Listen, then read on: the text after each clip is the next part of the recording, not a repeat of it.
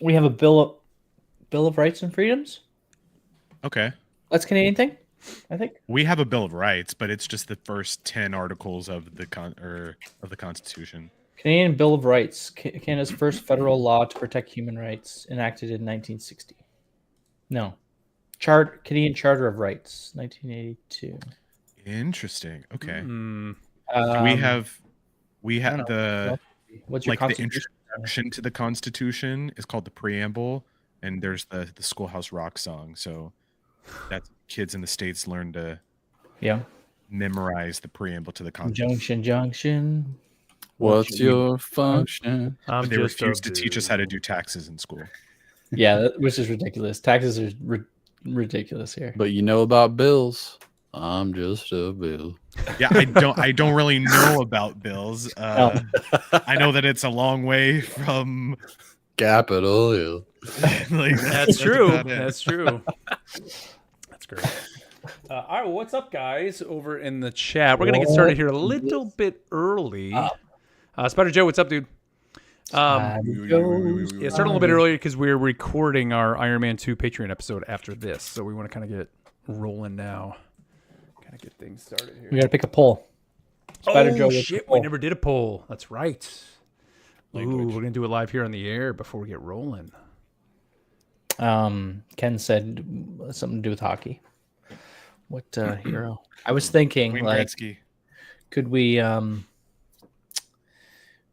What about favorite punk rock skin? Favorite punk rock? Our cool. band. Okay. You know, like the musician skins. Which There's hero? enough of them now. Spider-Man. That's the best. There's at least 4, right? Are there Punk more? rock. Hulk. They're called costumes in the game. Thank you very much, guys. Costume. Thank you. So we're doing Spider-Man. Squirrel Girl. Yes. Anybody watch 30 Rock in here? Off and on. never We have. were never a Dr. on my- Spitchemin? It's on my list. I never made Spider-Man, Squirrel Girl. Who else? Hulk. Hulk. Magic. / Banner. Magic. Storm. Yep. That's right. And Does Storm. Thor count? Love and Thunder. No, he No. does not. That's from Marvel 1, Studios. 2, 3, Thor 4, Love and 5. Thunder. That's 5. No, he's 5 is not okay. punk. Not Yeah. punk enough. That's Fair good. enough. I like that. That's good. Ravager, what's up, man? Thanks, Joe. Glad you like it, man. Yeah, Matt. I listened to your Patreon episode. It's good. Very nice. Matt with the ASMR. Yeah, and like just being the little nicest sips. guy. Yeah. Talking talking so about? nice about all of us. It's a sick Making me cup. blush. That's pretty good. Is that a sticker or is that just a cup? Oh, I see. Oh. Jujutsu Kaisen. What are you drinking tonight, Matt? This is... It's not G Fuel. It's guava and passion fruit hydration from Advanced. Nice. Nice. Use I have code GG's Matt 10 for 10% off your purchase Sounds refreshing. at advanced.gg's. and the orange. This is the classic Celsius, but it's still like one of my favorites, man. Just love it. I hate Straight. creamsicle flavored things, but like when I made all the jokes about Dreamsicle Venom, I went out and bought like every creamsicle energy drink that I could find, and the Celsius one is the best. Yeah, when did I have that? I think I had that like 2 weeks ago, 2 or 3 weeks ago. This is just a Very straight good. orange. Is Yeah, what this one is. But Isn't there an Alani? there is. I think Yeah, my it's daughter pretty actually, good. yeah, I she think got I've had one. That one. That one's for pretty Easter. good. What about actual creamsicles, Matt? Do you like those? Well, I can't. It's too much sugar. I can't. Hmm. No, but I don't. We had those. When I was a kid, I loved like the Flintstones All the push pops. Push pops. Yes. Oh, I Yeah. was thinking about those. And I think I just had too many of them, so it hit like the point of diminishing marginal return. Oh, yeah. Yeah, that's a very specific like taste that Yeah. I can definitely remember. What's up, I Obi? just- like it was cardboard or something it was in, right? And that's just stuff. Oh, you got to get in the, You the got cardboard to eat it taste. quick, It's a part of it. and then you had to make sure that you didn't swallow the little plastic disc Yeah. at the end when you were just Yeah. like cleaning all the juice off it. Like, You guys like the background this week? Can you see the Oh, I'm background? not even looking at it. Well, Oh, look at I that. do. I do Ultron need to action. throw this on because I have not earned my Oh, I actually haven't earned my stuff yet. I'll make sure you claim it. I got mine. I need to claim Dorks. it. Claim. Remember to claim. I got half of them. I actually equipped that Namor skin, and I've been playing with it a lot. It's cool. Good. Nice. All right, are we ready? Let's do this. We're gonna end up Red Eye. Okay, so here we go, guys. Rivals Assemble, episode 25. We're silver. The silver anniversary of Rivals Assemble.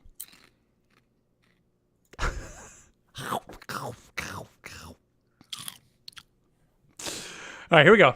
Episode 25.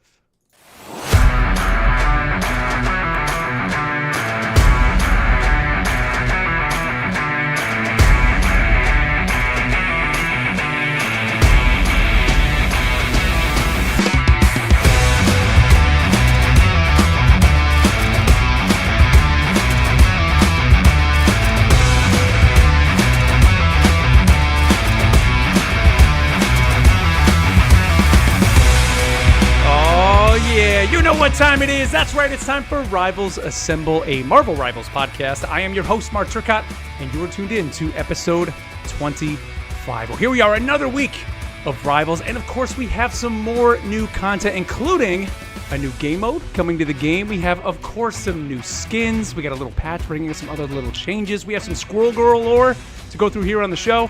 And of course, we're going to wrap it up with all your questions and comments. So to break it all down with me here, first up, Neil. Neil, what's up, dude? Squirrel Stampede. Yeah, is that right? I didn't look it up before I did it, but yeah, that's right. The other one, the what's the other thing she says? My friends are here. My friends are here. That's what it Oh was. no! Oh yeah, I was thinking. Oh no, you're thinking eat nuts and get. And get what? What did she say? Never forget the first time I heard her say that. I was like, "Wait a minute, did she just?" Yeah, I was convinced it was not appropriate for a general audience. Neil, have you ever seen a moose stampede?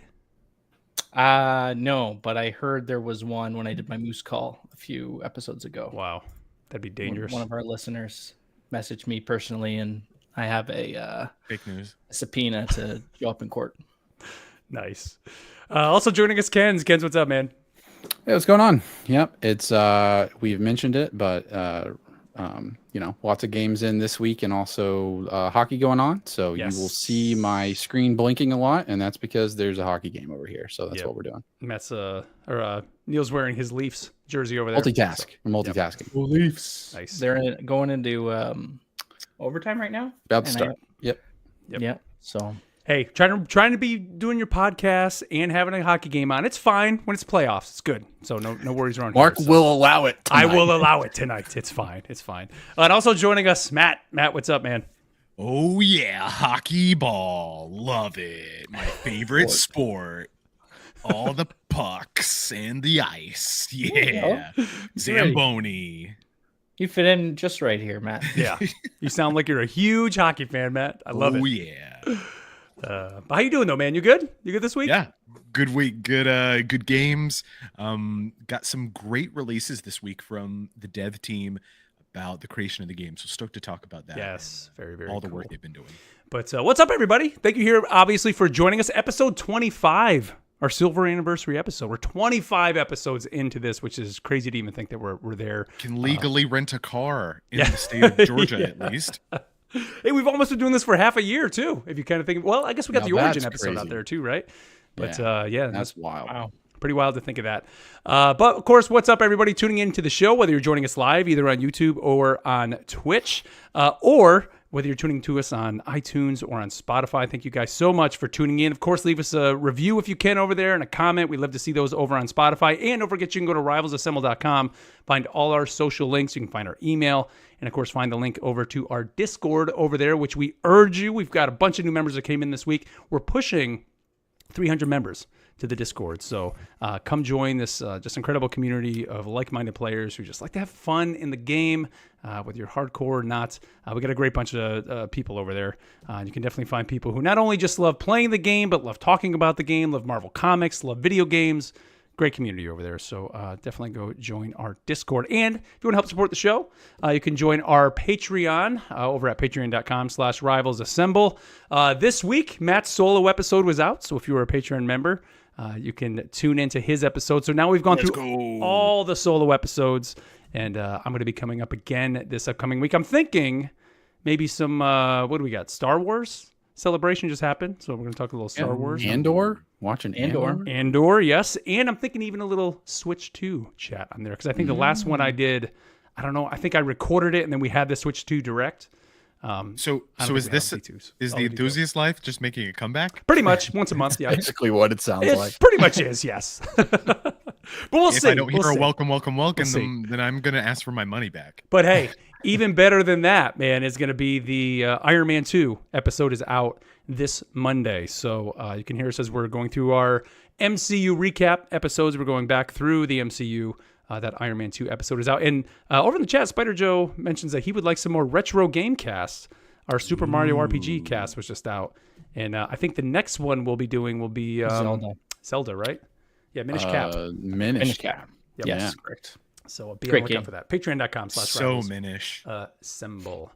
Also, our Rivals NHL Playoff Bracket Challenge is happening right now. We talked about a little bit of hockey here in the beginning. So we have, almost 20 people in it, 17, 18 people. It's awesome right now. Yeah. We are working right now on the inaugural Moose Cup. I know, Neil, you got a little update? I can see it For everybody? Oh, he's here. Showing it on stream.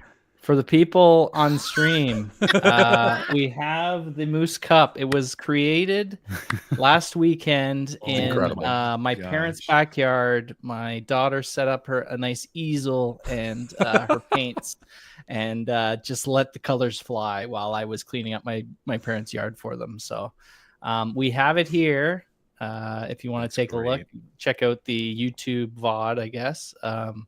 We can put a link. Can you take a picture and put it in the Discord? I think that's what we need to do. Yeah. I might have to watermark it so it doesn't devalue the NFT at the end of the game. But because those are doing so successful right now in the market. Oh yeah. Everyone's after the NFTs right now. Yeah. We've got everybody. The brackets are locked, and first round still going on. So we don't know who's going to pull ahead after this. But I didn't sign up in time. Oh, you're such a big hockey fan too, Matt. Well, actually, good thing you're not in it, because some of us want to win. Yeah, give us a chance. So I'll give little updates as we go through once the series start going and we get to see some points go up on the board. See who comes out of the first round in the lead here. But it's good stuff. The inaugural. You are actually lucky, because I've won multiple March Madness brackets because there are a few bracketologists that I follow, and I will compare bracket predictions and then make one based off of that. And so I've cleaned up at work. Nice. Not having really watched much NBA at all. I'm more of a college football guy, but okay. Speaking of, the Leafs just won. Isn't March Madness it's college, not NBA? But okay. The Leafs won though in overtime. Yeah. There we go. Hopefully Nylander got me some free coffee. There you go. But yeah, again, so the winner of that, you get a in-game skin of your choice, and of course that you're bragging rights with the Moose Cup. Now, big announcement here at the top of the show too.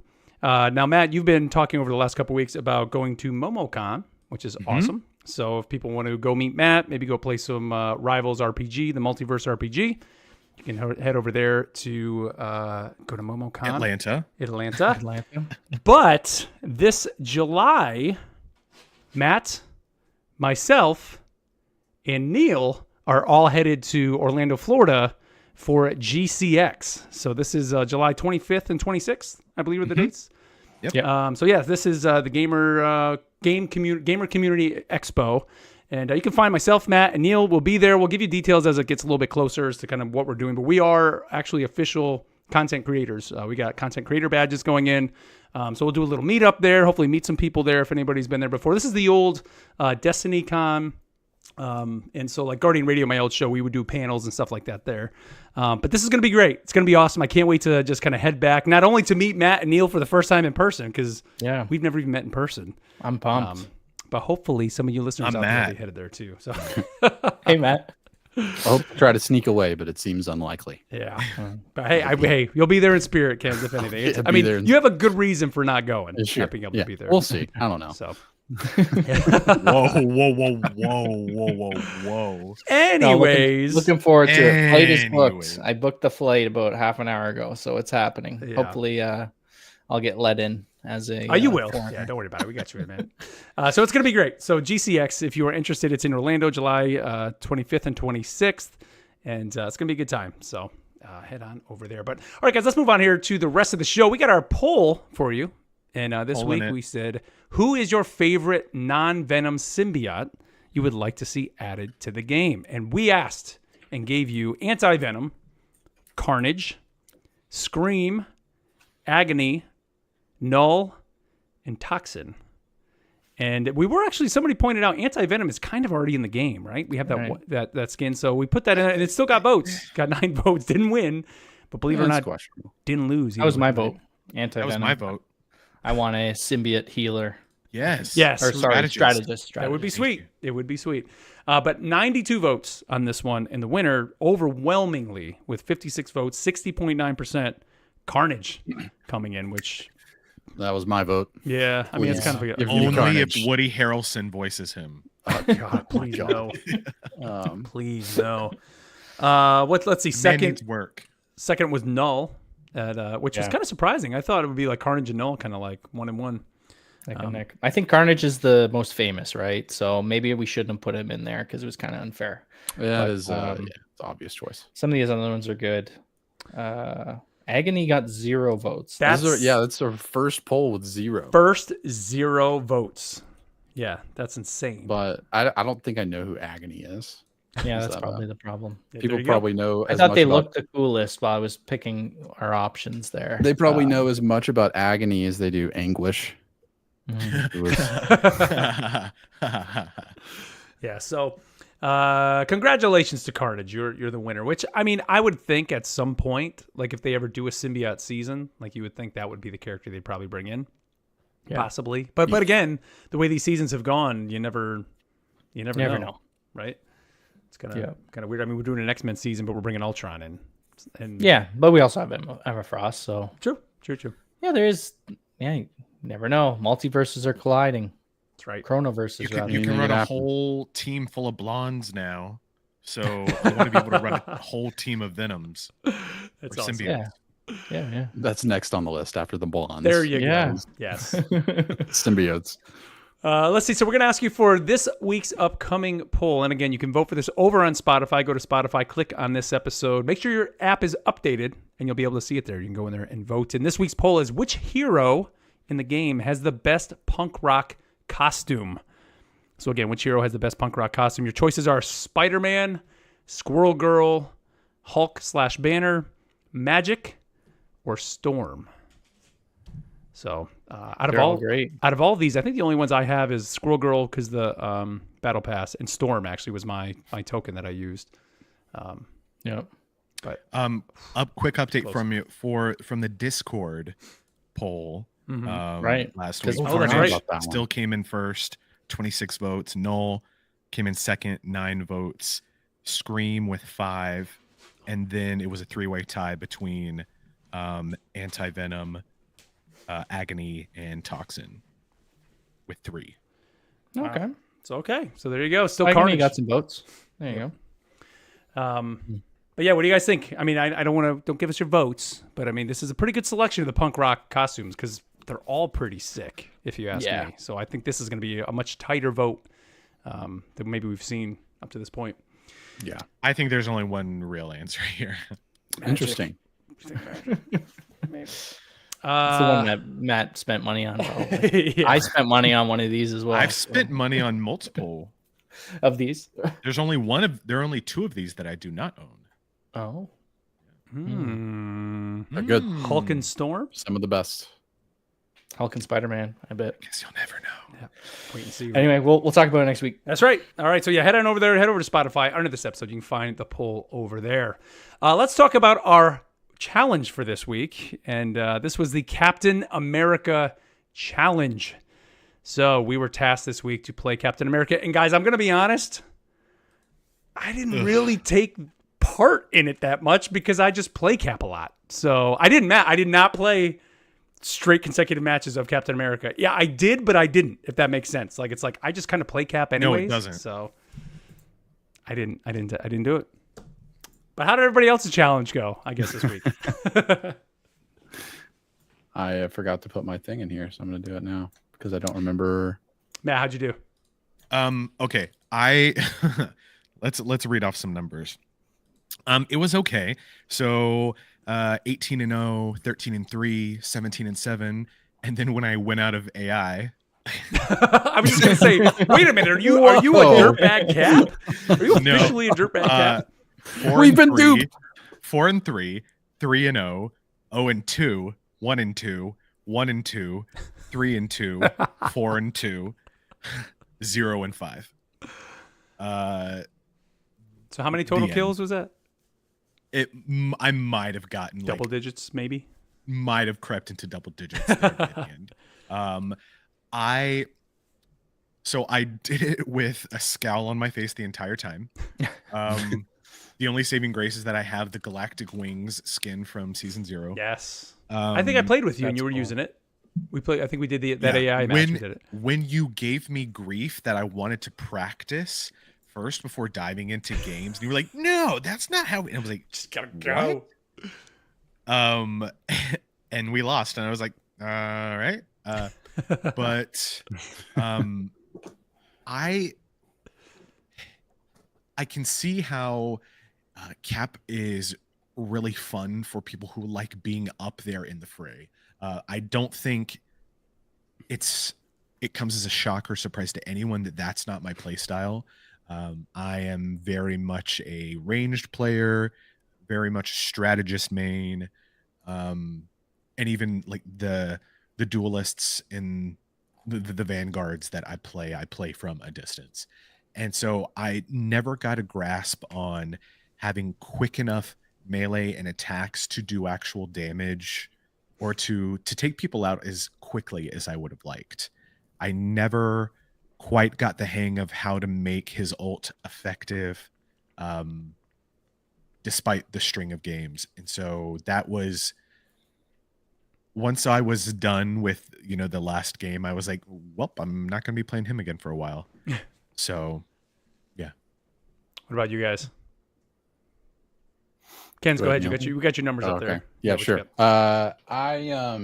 My games, like, in terms of winning and losing, were not super great. I went 4-6, but they felt good.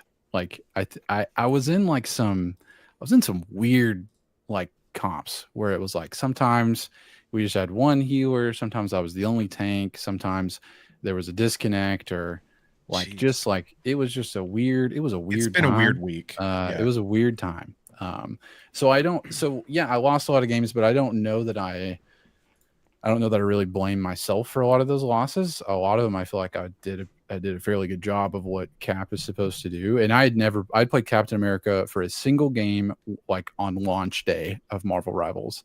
And I was like, no, not for me, and never went back. And so, but I played some games with Mark, and we were talking about how I play a lot of Thor. Thor is my most played character.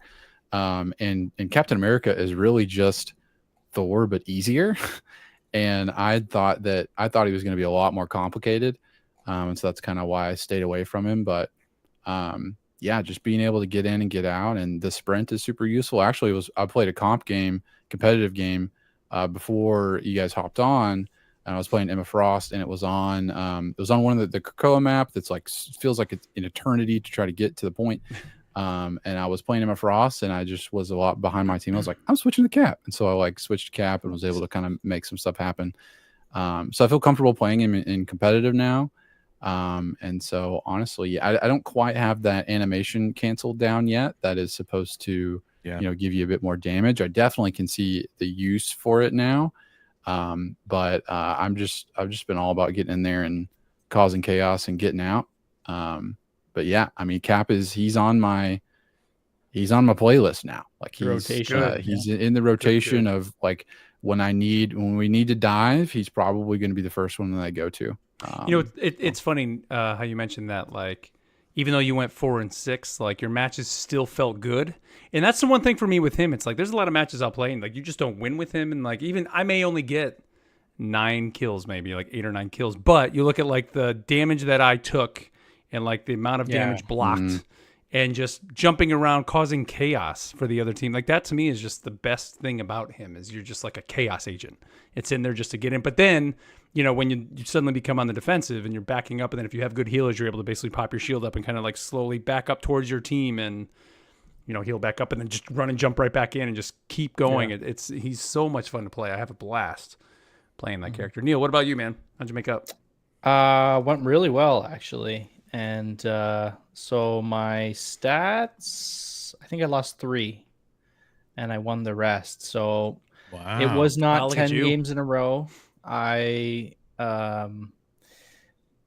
was not quick enough to pick Cap on one of the games, so I did the next best thing and I picked Bucky, and so I got a little chance to try the new team up. Bucky in there, yeah. The team up was really fun. Bucky and Cap do their high five kind of thing, and it does AOE damage, I believe. But that's not even like the best part of it, because Bucky can also just jump to other characters similar to the Thing, where you go and give them shield, but it actually just does AOE damage when you jump to the other players. So I feel like that team up's very useful. And this was pretty much my first Bucky game. But anyway, with Cap, yeah, survivability was huge. I felt like with those nerf / team up buff, the overall buff with the health, 700 health or something like that. So that plus his shields, like you can kind of throw up the shield, start backing up, jump back to your team. It made me go searching for those health packs a little bit more too.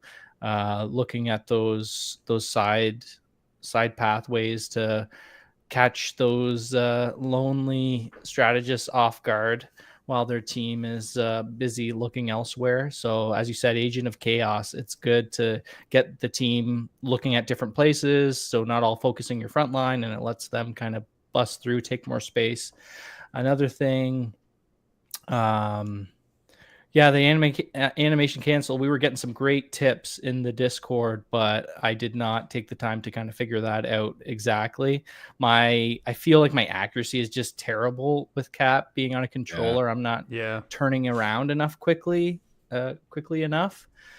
So I'm doing a lot of melee attacks, but also missing quite a bit. If there's a lot of Emma Frost out this week, so I was trying to attack her, and she's kind of walking around and kicking me around and stuff like that. So that wasn't going as well. But once you get those 2 hits and you got that shield throw, then you can kind of slow down a little bit. Right. I don't know if it's not number of shield throws, it's just seconds, right? So I guess you can just hold the button down and start. No, I think you get. Don't you get? Shields? It's like 4 or 5 of them. I think you get. Like it has a little number, and every time you hit it, like a tick goes away. Number of shields. It's a number. Okay, and that's the thing. Getting the feel for I'm getting my 2 hits, and then once you see that pop up, then you can kind of back up a little bit, because usually by that point the person's retreating, and then you can just quickly boom, boom, boom, boom, hit them, and then just move on to the next guy. Yeah. So that went pretty well, and it's that easy. So easy, man. And it also became part of my rotation. Matt and I were playing last night, and Matt was playing comp, everybody. Wow. Just that's a big step for our boy Matt here. And it was actually the last game I played last night. You guys were trying to get your switches, and Matt and I were playing. And I do have the stats for that as well. We were a team of 5. We had a person leave our team, and we came out on top, and I was Cap leading the charge. Matt was keeping me alive. It was a Krakoa one too, I believe. We're on Krakoa, Matt. I think. And they let the disconnect happened near the end of the first round. Yeah. Like, so we still won. We still won. We went an entire round as 5, and I was being negative Nelly the whole way. It's not worth it. This is why I don't play comp. This is, oh gosh, people like this. It's a victory. Oh, yeah. Okay, yeah. Yay. And we were on the it was the cradle Ultron side, because Ultron stole and infected I guess the he got resurrected. He got resurrected, and there's a good lore page on it. Yeah, so that was a great match. That was fun. I wonder if we got a highlight from there we can share. I did have. I wanted to this week take a picture of a chat that I had. I was playing Cap, and I think it was on Krakoa, and the other team had a Loki that, you know how Loki sometimes there's like 15 Lokis that just somehow miraculously show up. Crazy. I mean, it was that type of meta that, or whatever they were running. So there was like multiple Lokis, all had like the healing circles down. And the guy was just owning us. And every time I would jump in, I really couldn't kill him because, I mean, half the time those Lokis are like invincible.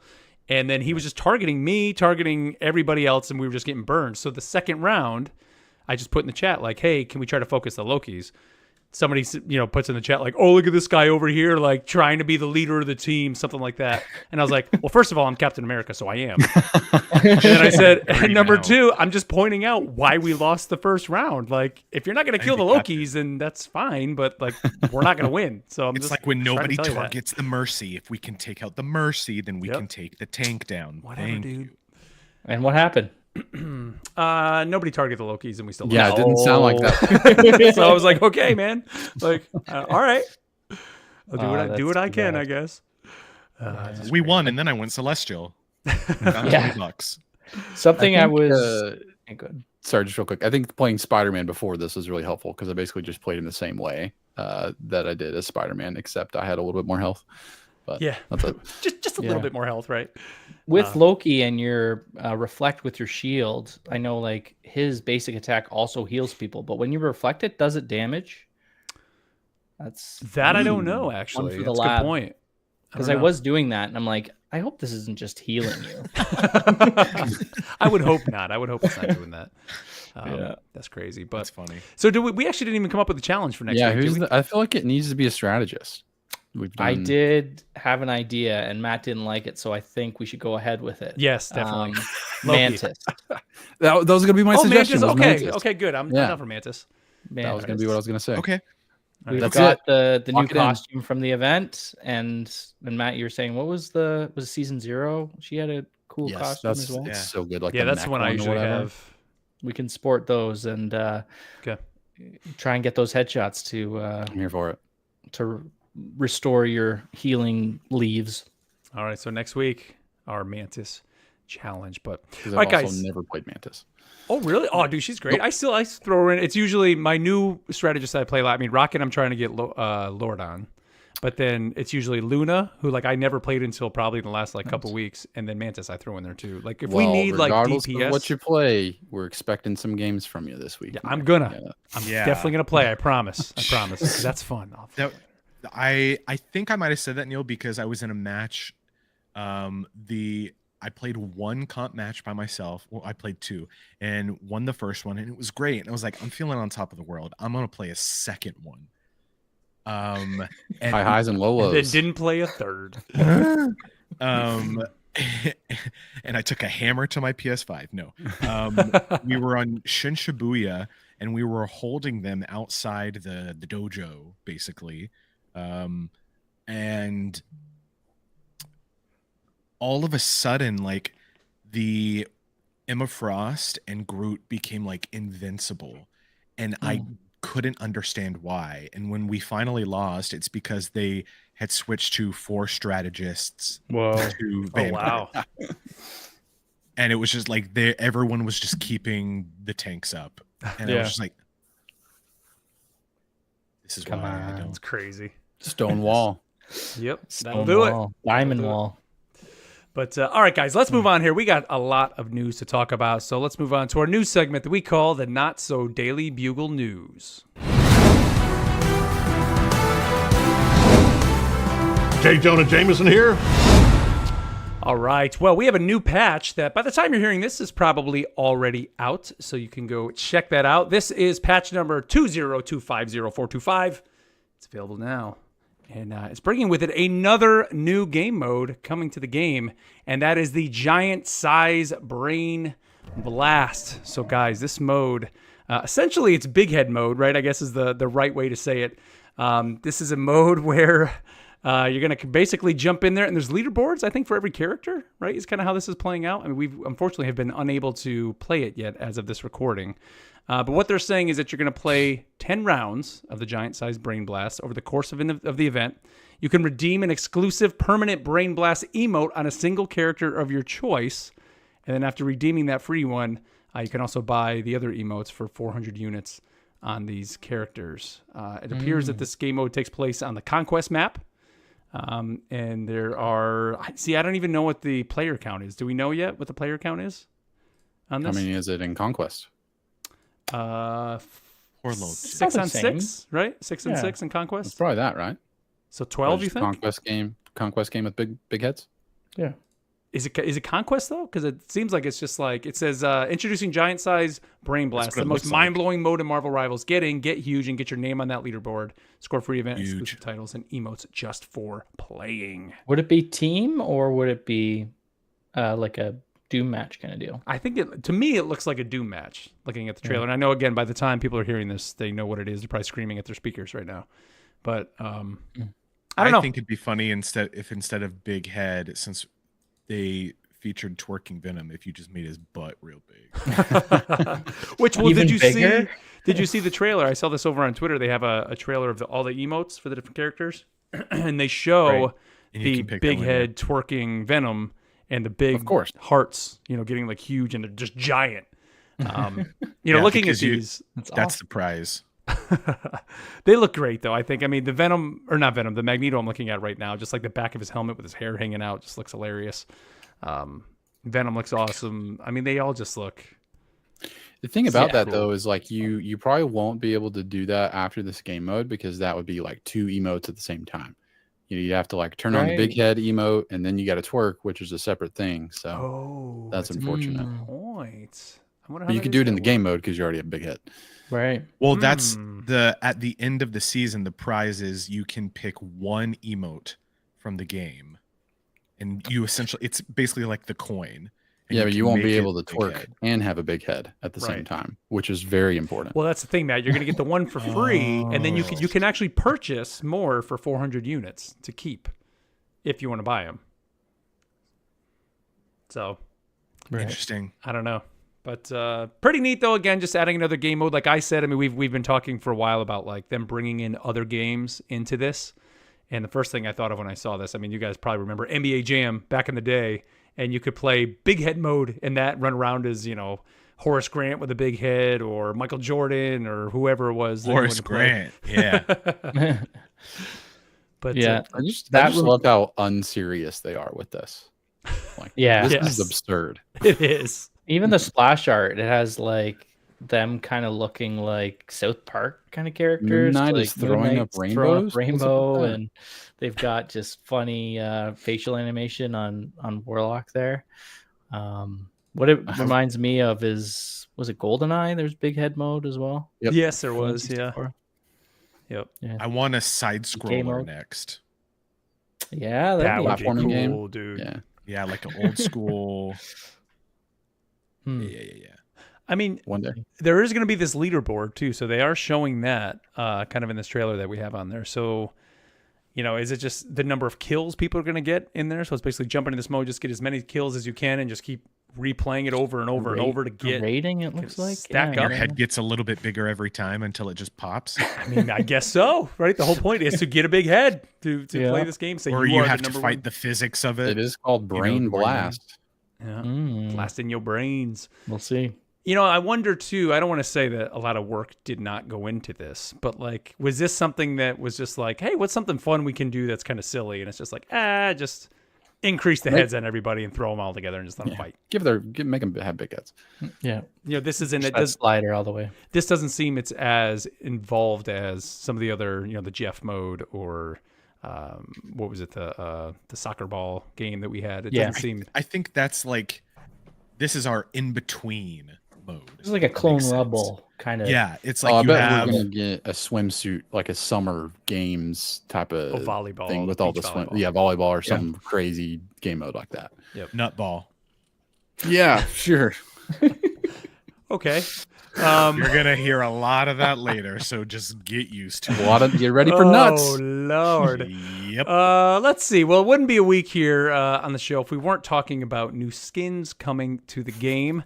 Probably available now by the time you're hearing this. We have 2 new skins coming with Loki and Hela getting new skins in the game. It says, "Heed the calling of the Kirasaki Mountain.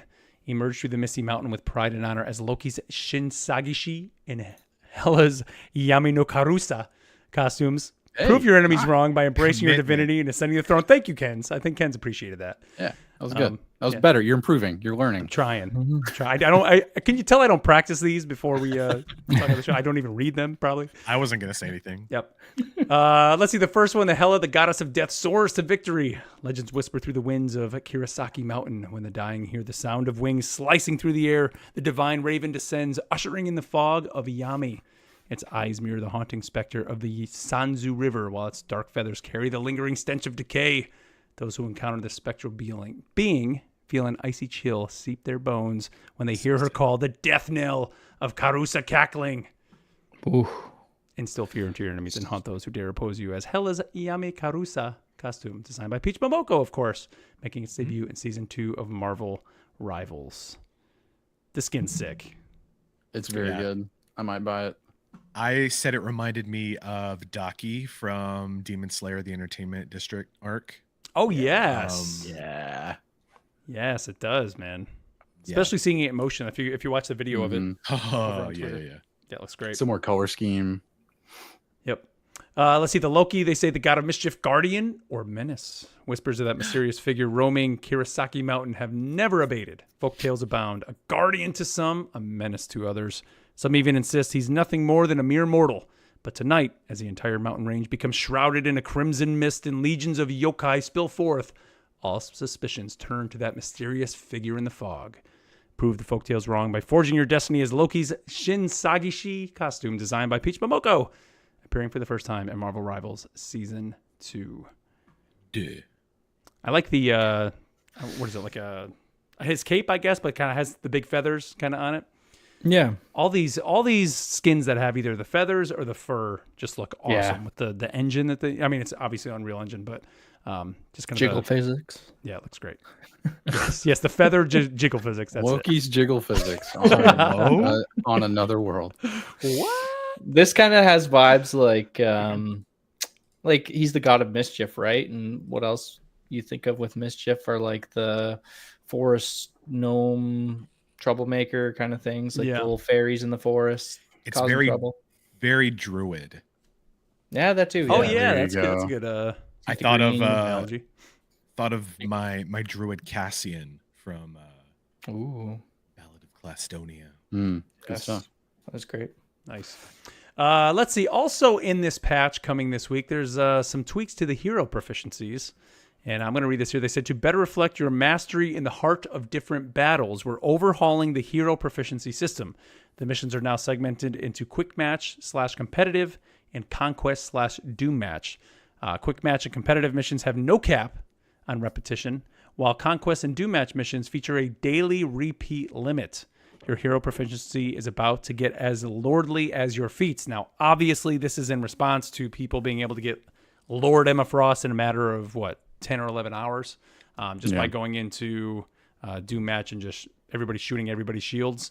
Did you see some of those videos of people just like putting a shield up in the sky and then everybody's just shooting at it? And it's like, what like, I don't understand. Yeah, this is cool. I'm glad they're doing this because too. it makes it mean a bit more.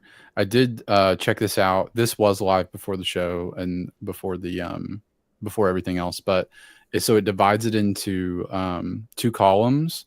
On one column, you have it's the same objectives, but you essentially get 2 of them now. One's for quick play and competitive, and the other side is for doom match and conquest. And the quick play and competitive have like a little infinity symbol. You can do those as much as you want, and then the other ones you can do them 5 times a day. Gotcha. So that's. You can still do it a lot. Like if you want to still go and do that same thing, you still can, but it's just like you can't do it to the extent that people have been doing. Right. Which is cool. It's cool that they're like, yeah, you can do that a little bit. Like we're not going to completely take it away. I guess I just didn't understand, like, especially the Emma Frost one. Like, I know there's always world's first for everything in video games, so maybe people were chasing that day one, but, like, if you didn't get it, like, I just don't understand the point of doing nothing for 10 hours other than just shooting a beam of light at a shield in the sky or whatever it was that people were doing. That was the quickest way at that time to then go into a match and maybe not even get to pick the character you want to play that you did all that work for. And right. I mean, Lord is great. Like I said, I want to get my Rocket Lord. And I was like, it's cool to have that, but I'm not like totally set on I have to have that. Yeah, people are placing value. Well, some people are placing value on Lord as if it is like a competitive rank. Right.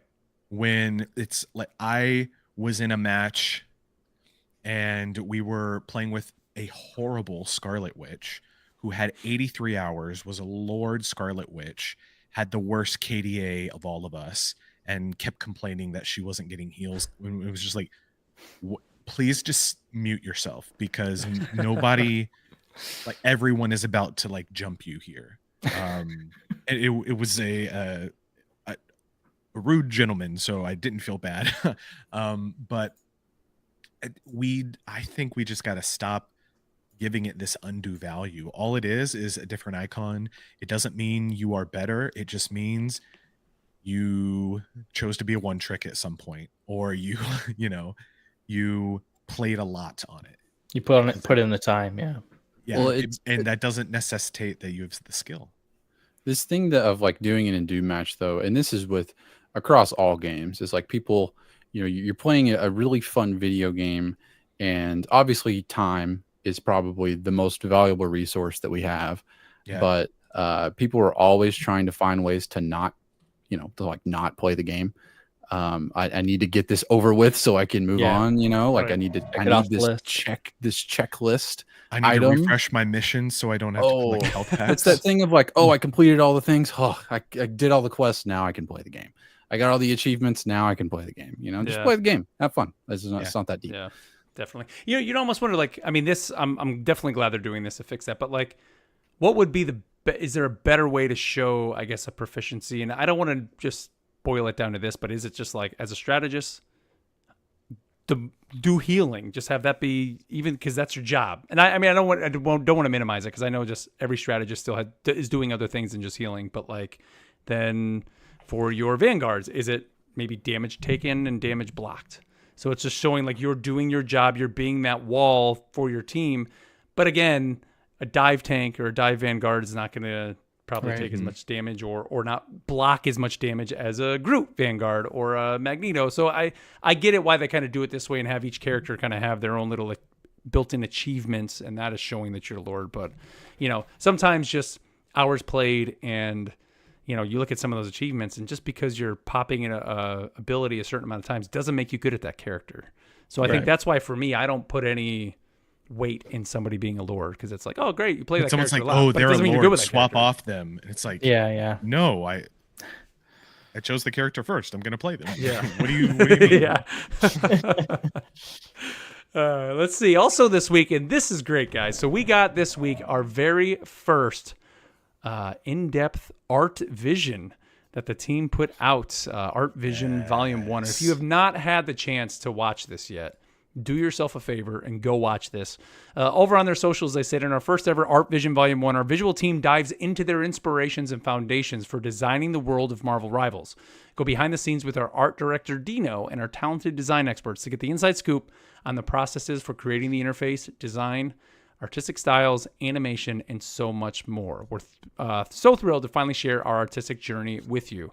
And when they say go behind the scenes of the artistic vision of essentially everything in the game, they're not like just saying that. Like, this is to the point where I was almost surprised that they were saying things of like, even when you go to the storefront, and they made it a point to make sure that hovering over the different heroes, that even just hovering your icon over it, there's a little like yellow line. And now that you see it in this video, you realize it when you go in the store. It's like, hey, how about this one? Like, it's on sale. And it kind of like is showing you those little like marketing things they do. Every single like little detail.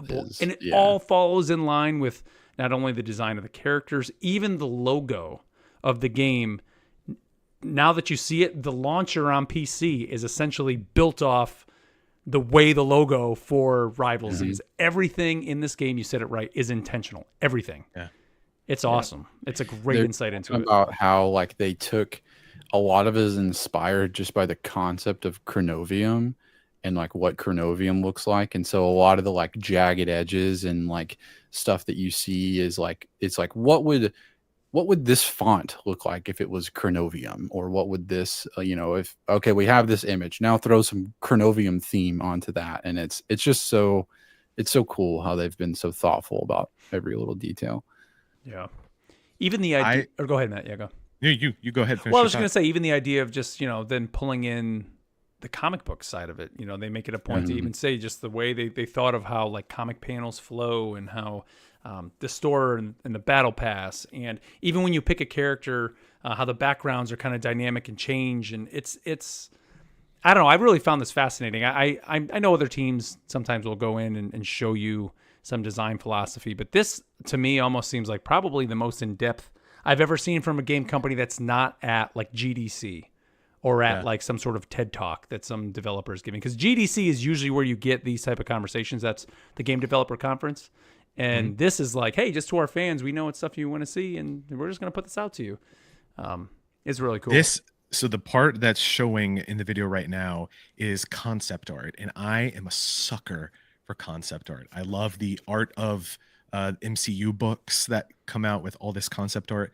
And like we see a little kit here where Doctor Strange used to have like at one point they envisioned him with like a chain type weapon that he could flail around, and maybe that's the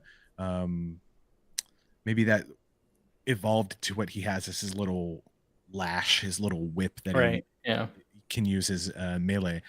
But and there's also one for Storm, and just seeing even how from the early stages of design, there was not only the through line of the connecting factors like you all just mentioned, but I love how they brought in, they wanted the design of the game and the colors and the video and the animation to evoke the fact that you are a hero about to go into battle.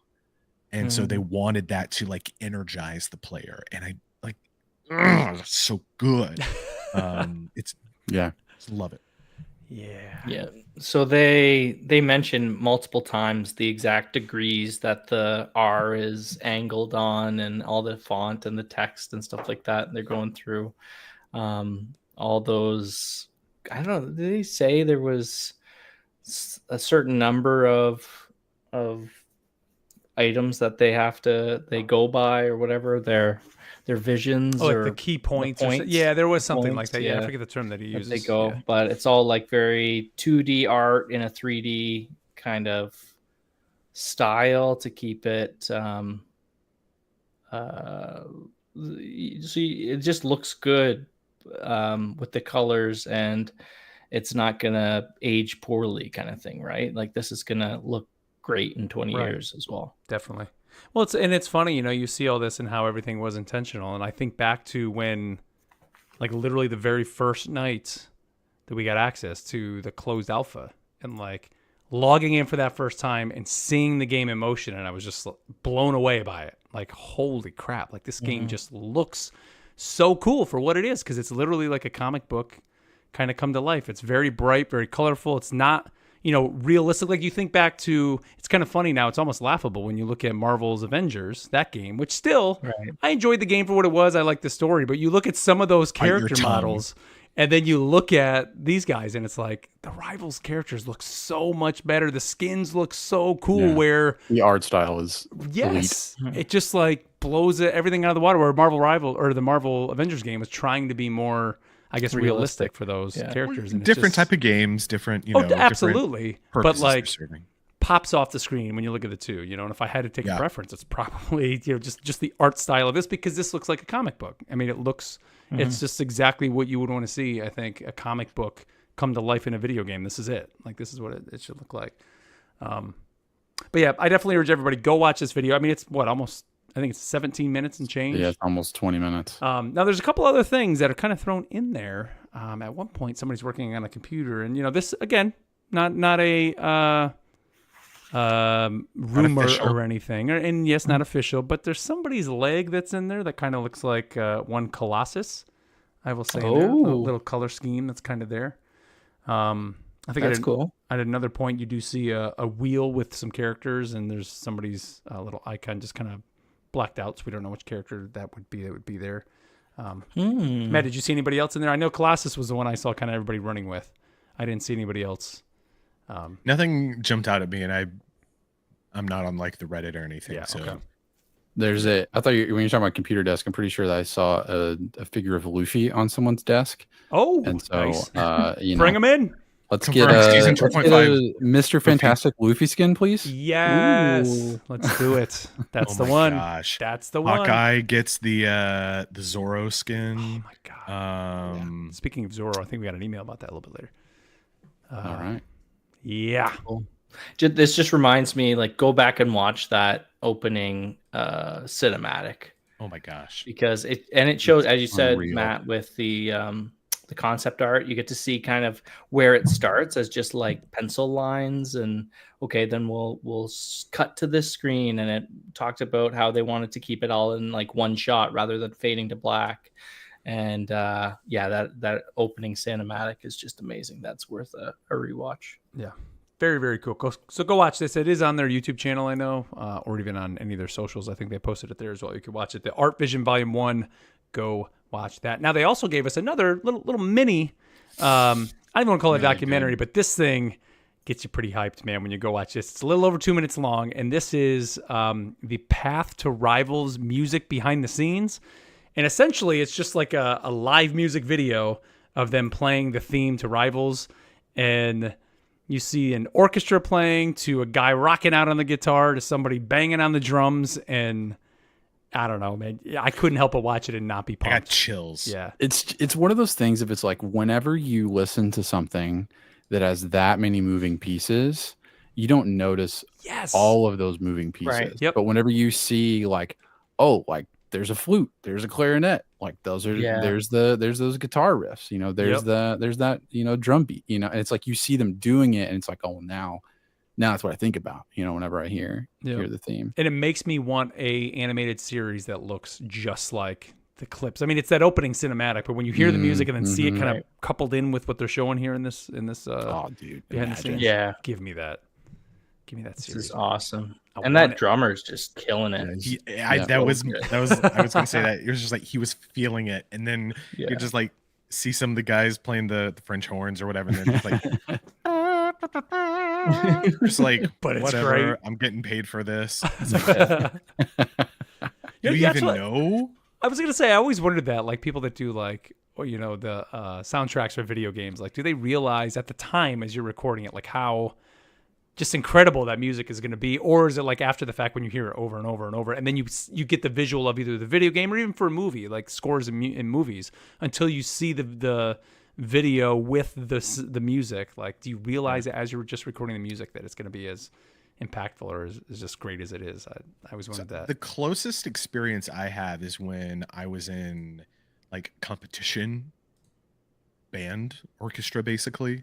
Yeah, and and maybe you can speak to this too, Ken. It's like you're specifically picking pieces that are meant to be played like in a performance hall. So big pieces that are so grand in scale that they're meant to move you. They're meant to like affect people.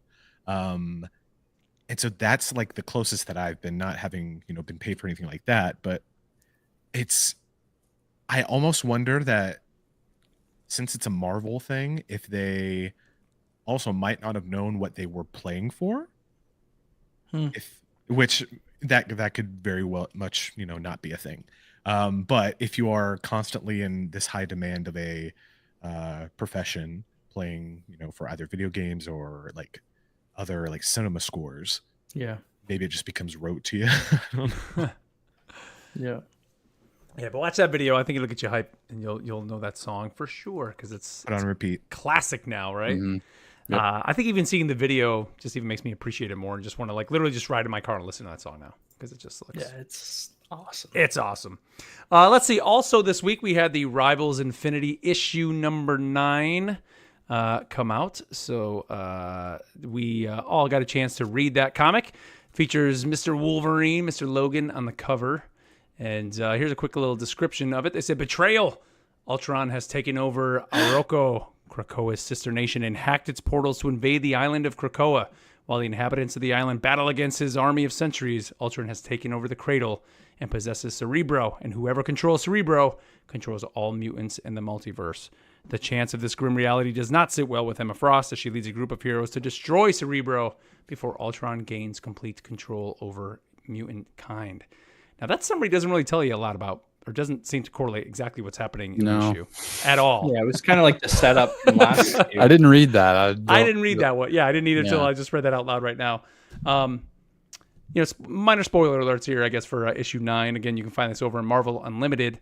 It's the Infinity Comic issue 9.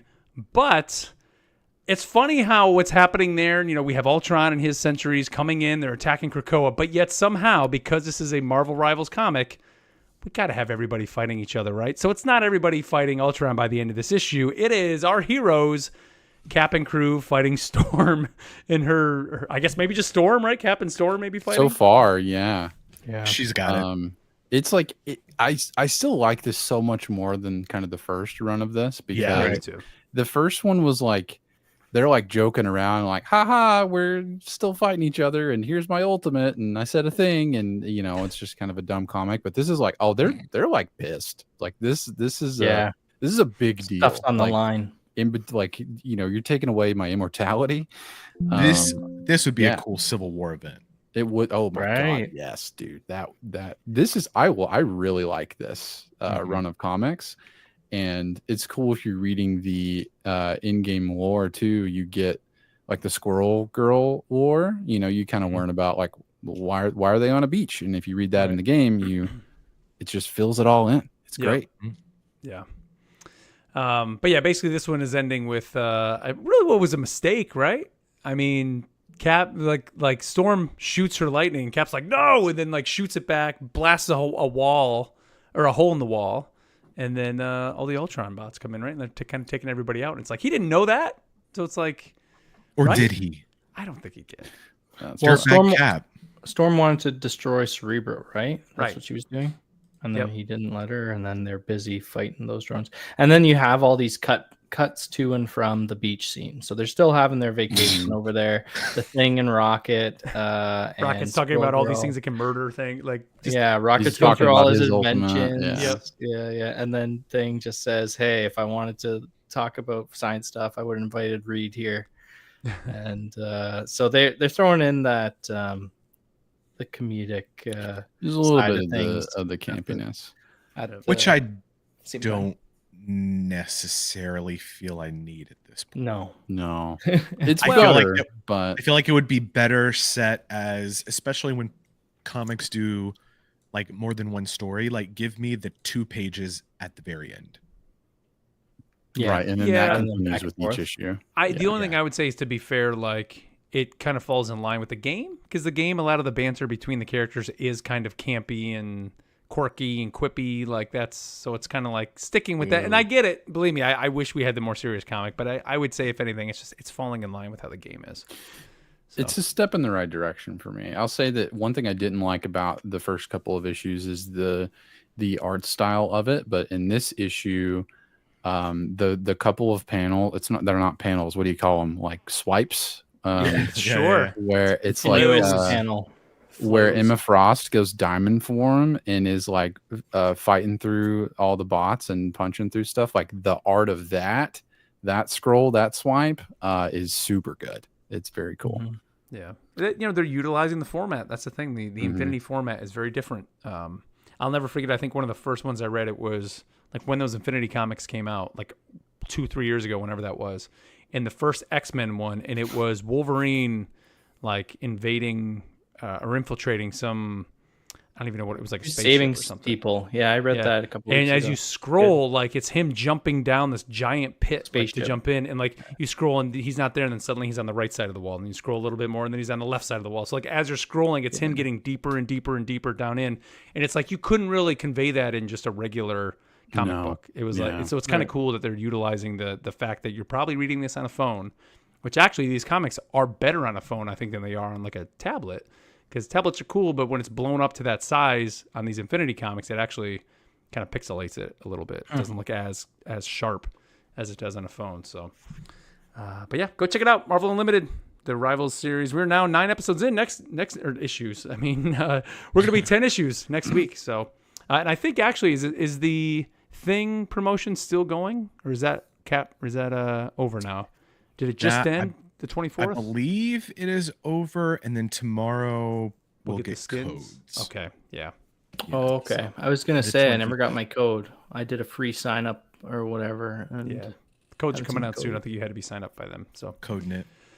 All right. One final thing here, just to mention here on the news, and that is kind of this thing has been kind of running wild this week. I know, Matt, I think you brought this up over in the Discord, and I even just was on YouTube. I literally right before we went on air today to kind of update our thing, and then it showed me that I think Necros was the content creator. Like, what's with all this Necros drama? Somebody made a video, and let's talk a little bit about the strategist strike, Matt, and.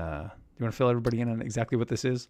So I had to ask about this because I often feel that a lot of the content in video games is, one, either rage bait, or two, such niche opinion that is presented as the opinion of the entire base, which is impossible to do. So I was on TikTok and I kept coming across these videos of content creators going, all the strategists in Marvel Rivals are on strike. Here's why. Like this just incredulous, like, oh, can you believe it? And that after I, fixed my eyes from them rolling back so hard, I went to our Discord, which has a great cross section of players with I feel a good cross-section of opinions as well and insight into it. Some who are ranked high in I can say the word competitive, others who are, just playing quick play, all sorts of things. So I was like, is this a thing? Are you seeing this? If so, why? Because I know there's I've experienced it myself as a strategist main and then support main and other games, that a lot of times those players are,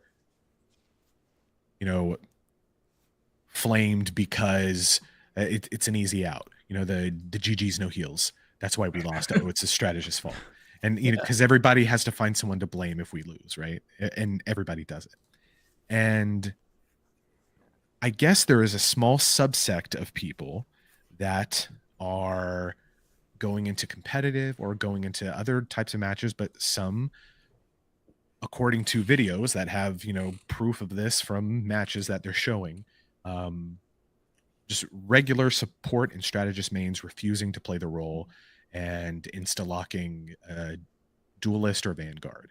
And so comp matches or other matches going for duelist to vanguard, or, some sort of mix like that.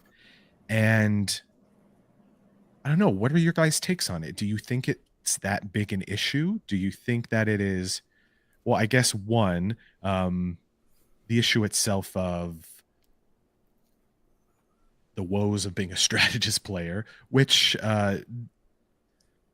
some people have opinions on, the ease of the role. I don't feel like there is an easiest role to fill in a team. Every role comes with their own highs and lows. But then also this, the event or itself of this thing entering the video game anathema and becoming popular, this concept of a strategist strike. I mean, I would think it's such a vocal minority that it seems like it's a big thing, but when you look at how big this game is and how many people are playing this game, I think it's so minute. Now, is it happening on a level maybe where there's a team that, I mean, like, I just don't even, I don't know, the type of player I am. Like, if I went into a game and there's not a strategist, and maybe people in that game are purposely not picking strategists, guess what role I'm playing that game? I'm playing a strategist. Because you're going to flex. Yeah. I'm going to flex. That's what I do. I just, whatever we need, I'll play that because I can do that. I'm not always the greatest in every role, but I mean, I just feel confident as a player that I have characters that I can play and play basically every position. So I don't know where this is happening. And if you're on a set team of guys where, let's say you have 6 players that you play with every time, they're not going to want to go into a comp match with you. If you are saying, I'm on the strategist strike and I'm not going to play strategist, then why would your friends play with you? So then you're just going to go into a random comp game. And if you're not playing strategist, or even though you're strategist main, my guess is 90% of the time, one of those other players in that match are going to then play strategist. Because if they want to win and don't want to hurt their rank, they're going to play strategist. So it's like, who, I don't know, like what is the point you're trying to make? Like, who are you trying to prove this to? I guess is my question. I think there's a couple things that kind of started this. One being with the change in competitive points based on how well you do. Like there's a more emphasis on that. And so people are like, well, I'm not going to be strategist because I'm not going to get any personal points if we lose. I'll just go DPS, get a lot of KOs and a lot of damage, and then I won't lose as many points if we're just going to lose it. And then the other thing is people are getting fed up with Iron Fists and dirtbag caps in their back line, and not getting any help from the rest of their team. So, it's personally, I don't find this at all. And as Mark said, like maybe it's just my level is I'm happy to flex when needed. And I'm still finding that Vanguard role is usually the last to be filled. So that's what I've been playing most of the time. There's a lot of people that are happy to show off their lords of strategists. So I'm not finding any of that. And I'm kind of keeping off all the Reddit, and so I don't. The stuff I see is what goes on in our Discord. That's my kind of social media, and our strategist channel I think is the busiest out of the 3. So like there are a lot of people that play it, a lot of people that like to do it, and a lot of people that are really good at it as well. Yeah. Well, I think I do want to, because there are so many people that play it. I think that a point to this, I do want to validate that. It does suck to think that you're doing okay and your numbers reflect that you're doing well. And, there are things that are out of your control that are making the game go a different direction. And then you get called out because you're kind of the easy target. That sucks. And the person, whoever is calling you out is not, depending on how they're doing it, it's not helpful. Like no one hears a comment like, GG, no heals, or, we're the heal, or like in like, oh yes, I will now step it up and I will now heal you back. You have now it's the motivation I needed. You have now put me in the zone, and guess what? We're going to win now. Like that doesn't do anything. No. And comments like that are like toxic comments like that they're more of a reflection of the person saying them than they are towards like someone's actual performance. And so it's an ego thing that's being thrown around. And I also think that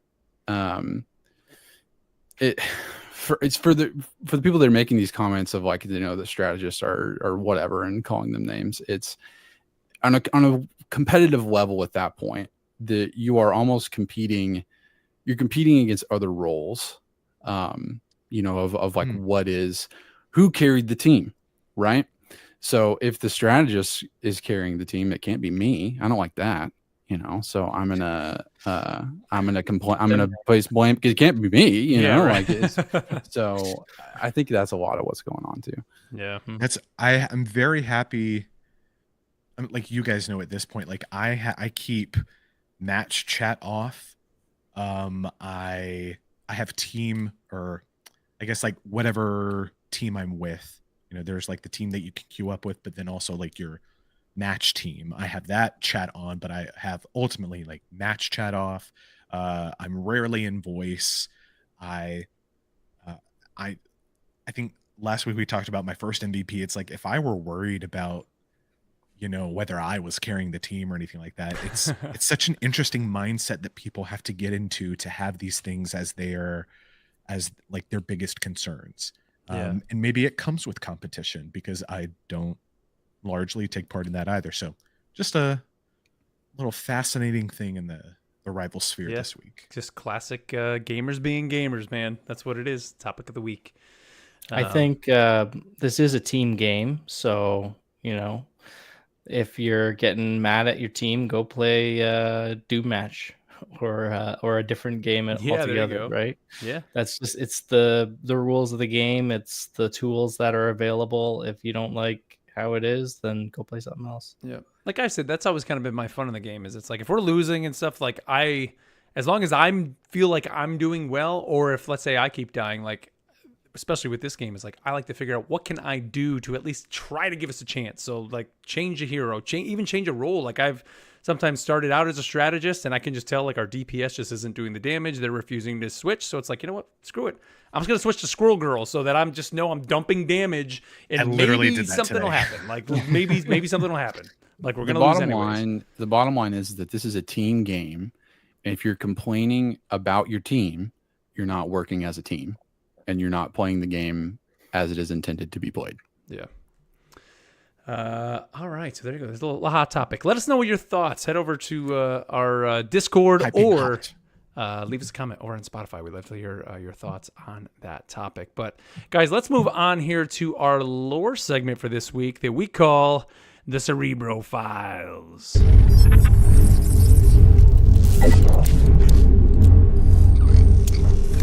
All right. Well, it's about to get nutty over here. I'm done. We are ready to get nuts. Ready to get nuts. Yes, we were talking Squirrel Girl this week for the lore dump. So Matt, take it away with Squirrel Girl. Okay, so what do you guys know? Ready to dump your nuts? The first time I've ever seen Squirrel Girl was, I think, what was was it Disney? The Disney Channel had like a Marvel Uprising. Yes, I think is that was the first time I'd. Well, actually, did that come out before or after Marvel Heroes Omega? Because I think wasn't she a character in Marvel Heroes Omega, which was, if you don't remember, that's like the Diablo ARPG Marvel game, which I wish would come back. Pour one out for that game. Like that game needs to come back out.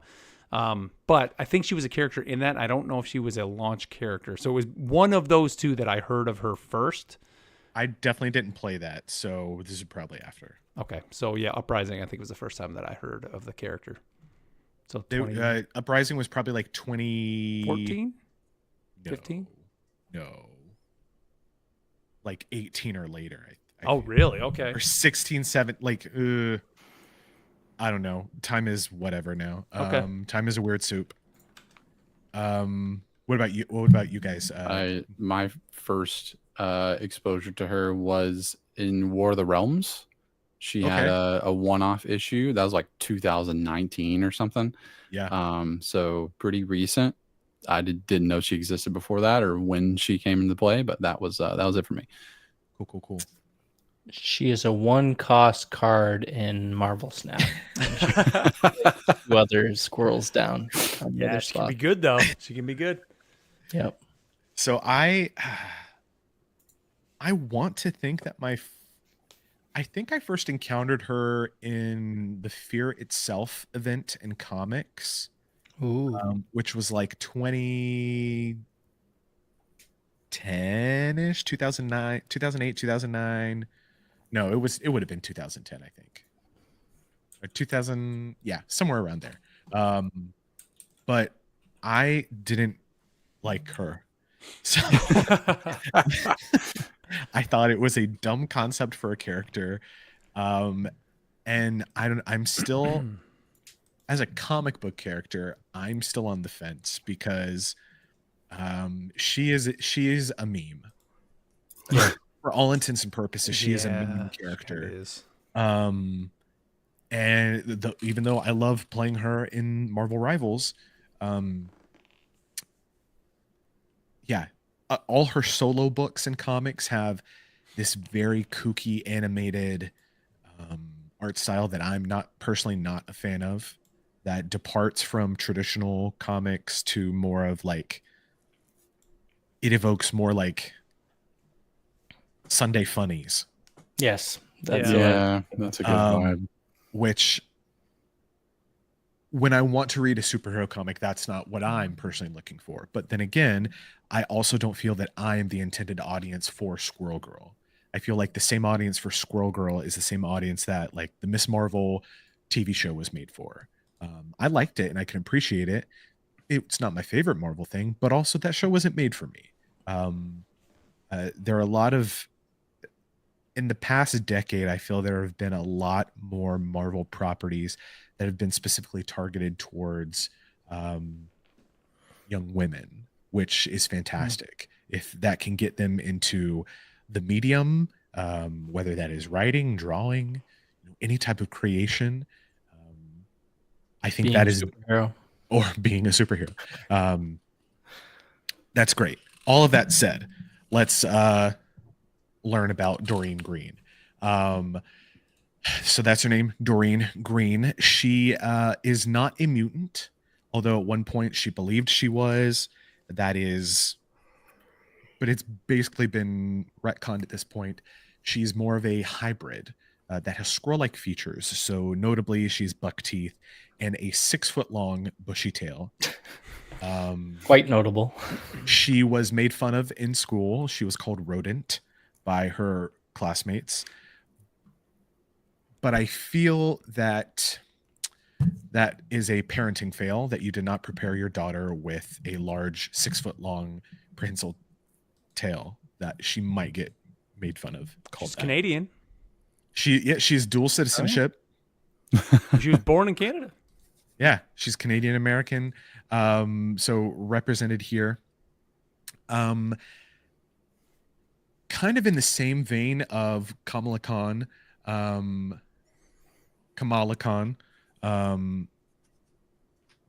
being like idolizing the Avengers. Squirrel Girl has from a young age, had a very like big affinity for Iron Man. Basically, when her powers awakened, so she has superhuman strength, speed, agility, reflexes, and it's not really known at this point how extensive it is, but like an empathic link with specific squirrels, so she can mimic the squirrel voice and can understand it. She can direct them. It's not like she has mental control over them or can command them. It's more like, hey, literally, my friends are here. Let me call my friends, and they're going to help me fight Dr. Doom. Is that how Ant-Man works? Is it more like him? Yeah, same thing, just like communicating with them. He's not directing them, right? They don't talk. In the MCU, it's more like mental commands, because there's like technology behind it. Yeah, since they don't. Okay. They basically don't really have brains because they're so. It's like small. A hive mind, kind of. Yeah. Whereas the squirrels here are very much her. So weird, like thinking about having this conversation. What'd you do last night? I talked about the girl who can talk to squirrels. They are very much her teammates. Yeah. But yeah, she also has some sick melee abilities. So her high jump is 30 feet or 10 meters. Is that right? Yep. Approved. She can dunk, I bet. Yep. She has small claws on each of her fingers and toes for gripping and climbing, though she wears gloves and boots, so whatever. She has a retractable knuckle spike on her right hand. What? Do squirrels have that, like, for real? Does a squirrel have that? Like claws, I guess, right? I did not study up on squirrels this week, the actual squirrels. That's just like random. Like, why would she have like a Wolverine type claw? It's a great question. And I think about like a chicken. Like a chicken has like a talon on like the back, like the back. Like thumb. I'm thinking like a cat or a dog having like a dew claw or something like that. Yeah.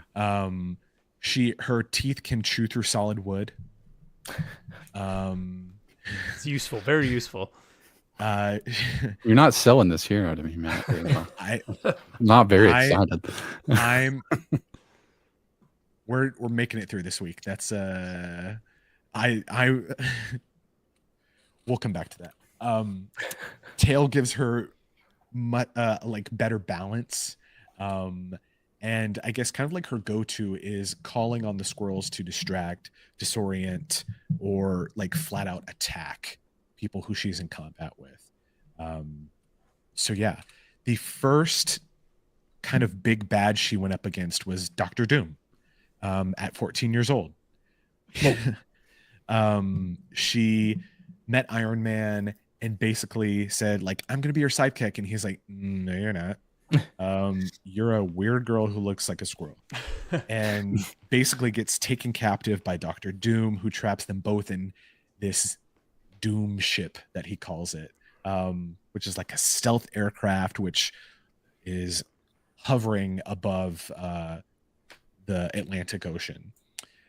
Squirrel Girl calls her squirrel companion at the time, Monkey Joe, and a small army of other squirrels swarm the boat, chew through its wiring, disable it, make it crash into the water. They free the heroes. They then like pounce on Doom, like, and think, how would a squirrel attack Dr. Doom? In a stampede. Like, going inside his armor, like chewing, biting, and all of this basically causes him to run away. He wasn't ready for that. Yeah. Yeah. So Doom must run away.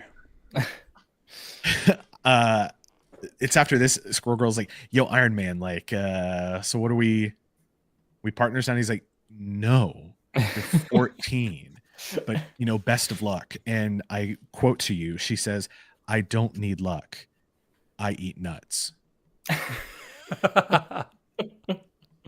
Oh man. Touché. So are any of her like are her abilities in game, are they unique? Like the exploding nuts? Is that a thing in any of the comics, or did they just say, "Oh, we got to make her do something"? Yeah, she can jump 30 feet, so the jump. Why is she not like chewing through buildings and stuff in Marvel Rivals? I don't feel like that walls would be an effective use of. Take down a Groot wall. Guys, hold on. My R2's cooldown's back. Okay, I'm gonna chew through this Groot wall real quick. Be like a driller. Yeah. It's a counter to like, Groot. Yeah. What's her melee like?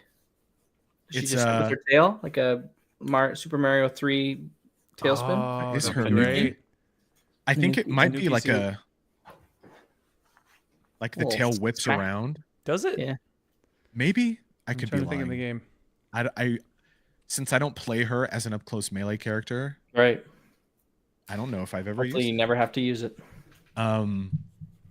So all of that to say, when people say, "Oh, Squirrel Girl's beaten Dr. Doom,"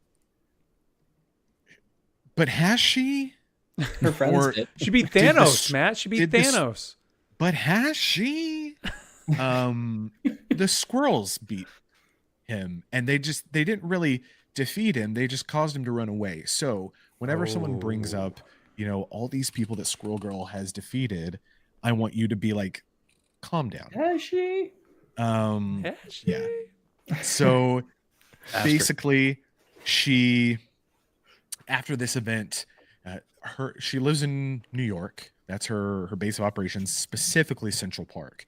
So if anybody watched like old school Power Rangers, when they'd always get into a fight with like the minions or the putty patrollers in the park. Yeah. That's what I thought of. And I was just like, oh, wow. No, there's another attack in the park. Oh, Squirrel Girl, save me. And yeah, so she's in Central Park one day. She's gotten a little bit older, and she saves two guys getting mugged, and they are Flatman and Doorman, who are from the self-proclaimed Great Lakes Avengers. And after she saves them, they're like, hey, do you want to join? And she's like, oh my gosh, I would love to be an Avenger. And they're like, what? Hold on. And it turns out they're just basically using the name to like get clout. To the point where later Tony Stark's business associates sue them and send them to cease and desist. And they're like, oh crud, we're gonna get like sued out the butt. We got to change our name. So they changed their name to the Great Lakes X-Men because they realized that they're all basically mutants. You're making me actually want to read this comic now. Like, this is actually pretty good. Oh man. So that's a specific line, the Great Lakes Avengers book, and Dan Slott wrote that. Of course he did. Of course, like that is definitely a Dan Slott book right there. 2005. But after that, they are at a few events down the road, at an event where they're with the X-Men, and basically one of the Rachel Summers, the daughter of Jean Grey and Cyclops, telepathically convinces them to drop the name Great Lakes X-Men, and at the same time Doctor Strange uses like magic to prevent them from getting the idea to use Great Lakes Defenders. And it's around this time that we get to the point of Civil War, I believe it's 2, with the Initiatives, and they become the official like government sanctioned team for Wisconsin, and so they become the Great Lakes Initiative. But throughout all of this, they encounter someone who used to be a member of the group. I believe his name is, I didn't write it down, Leatherman, possibly Leather Boy, X-Ray Cat, Laser Cats from SNL, and he is disgruntled because they like Squirrel Girl filled his spot, and he's like off the deep end, bad villain guy now, and he murders Monkey Joe. No. He did. Literally, I will not go. Turn the lights off. Carry me home.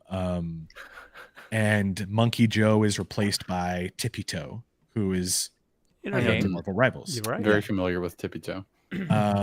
Tippy Toe is a she, just so you're aware. And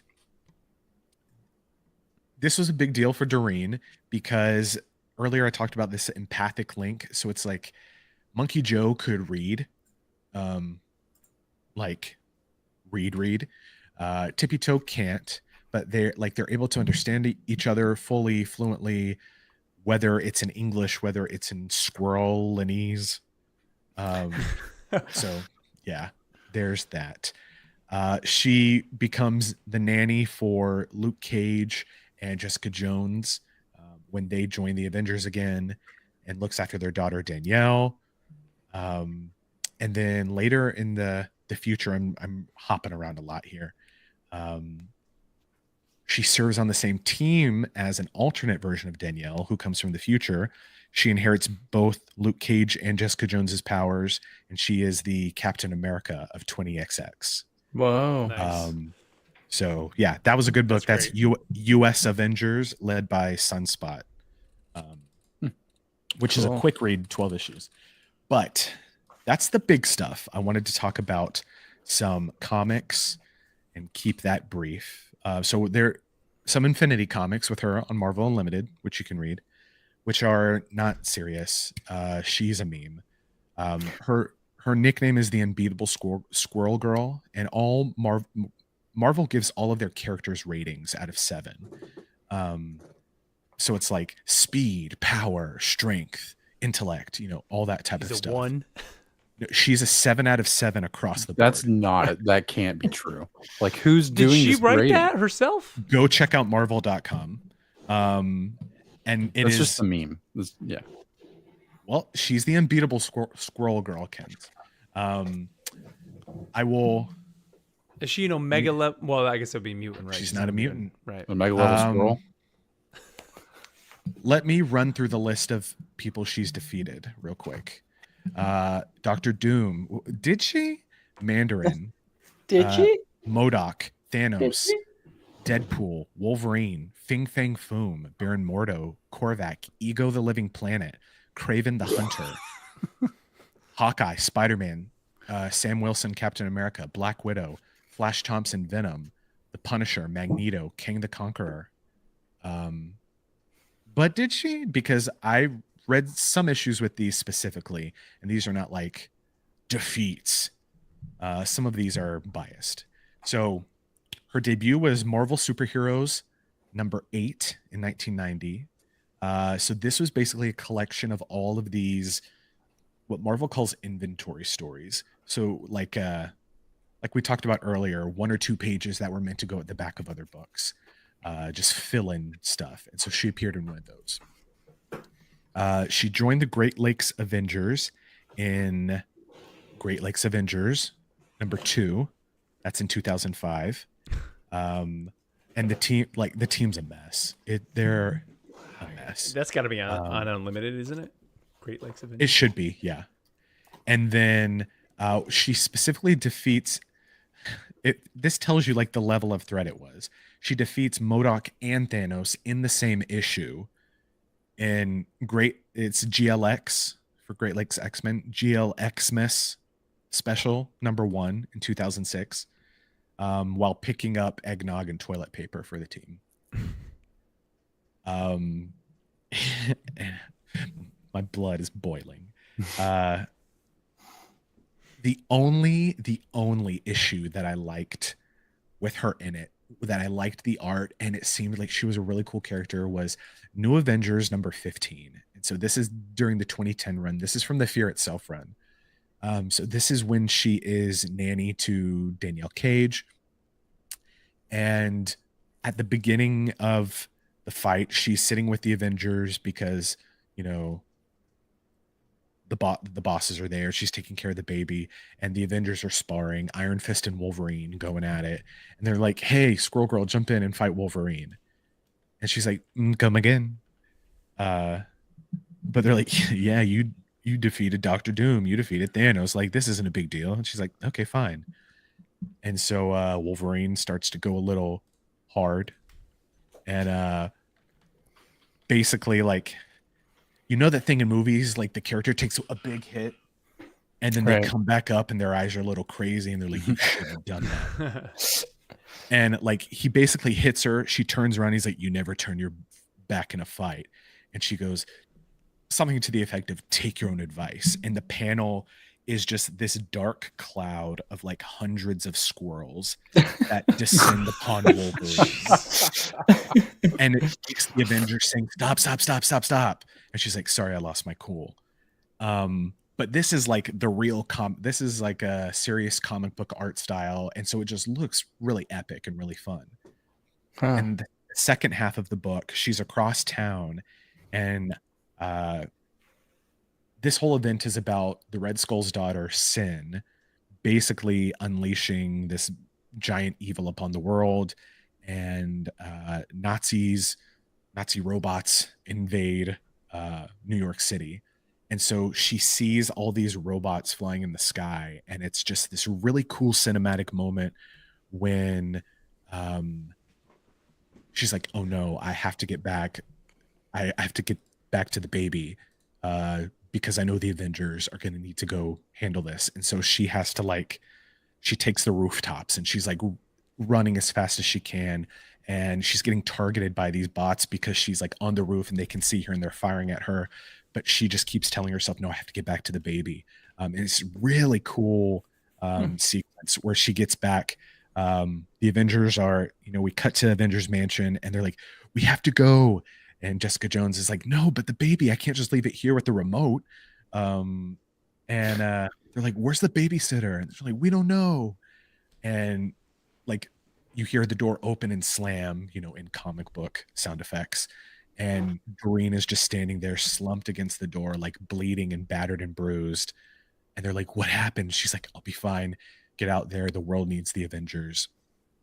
They're like, "Okay, as soon as we shut the door, the Avengers Mansion safety protocols will kick into effect. You'll be fine." She's like, "I'm good. I'll heal. It'll be okay." They leave. She talks to the baby. Like 2 seconds later, it says like Jarvis is basically like, "Avengers Mansion is gone on lockdown. Go to the safe room. We're under attack." And then you just see this shot of like all these robots firing on Avengers Mansion, and it's just her and the baby. And that's Crazy. the end of the issue. Like such a good, so good. And then we get to the other stuff, which is just like, it was made for somebody. So her solo book is The Unbeatable Squirrel Girl, 2015, 2 volumes of it. And this is Doreen at college. She's going to Empire State University, and she develops a crush on this guy who turns out to be another similar hero to her, Chipmunk Hunk. Wow. And his sidekick, Koi Boy. And boy is spelled B-O-I. B-O-I? Nice. Yeah. And they become part of like her crime fighting team. And the first threat she faces while in college in this insanely drawn book is fighting Galactus. Yes. So she manages to intercept him before he gets to Earth, and she bonds with him. She like talks him down, right? Because we should do that more to villains. And she finds him this planet called Nuttopia 24. No way. That's not real. A moon completely. Nuttopia isn't real. Let me finish my sentence. This is not just Nuttopia. This is Nuttopia 24. I can't a handle moon that. completely filled with nut-bearing trees. Oh. Which, nuts are very high in protein, very satiating. Right. Make you feel full. And so, yeah, she's like, I found you this place where you can literally gorge yourself. And you don't even eat have to nuts, Galactus. Yeah, eat nuts and get. So yeah, this is also the book where she convinces Kraven the Hunter. She doesn't necessarily defeat Kraven the Hunter. She talks him down and convinces him that he doesn't need to kill Spider-Man. Like, what's the challenge in that? Spider-Man's a good guy. He can find a better goal. He's a creative guy. Look at what he's done with himself. He's made himself into like the Beastmaster. Like, come on, do something else with your life. And he's like, I get it. Yeah, sure. That is one of the stories I read this week. I started The Unbeatable Squirrel Girl, and I feel like you hit the nail on the head there. The nut on the head? The nut on the head with it's like a 3-panel funny comic. It's kind of fourth wall breaking too. Yeah. Like it opens up with like alternate lyrics to the Spider-Man theme song, but it's for Squirrel Girl and stuff like that.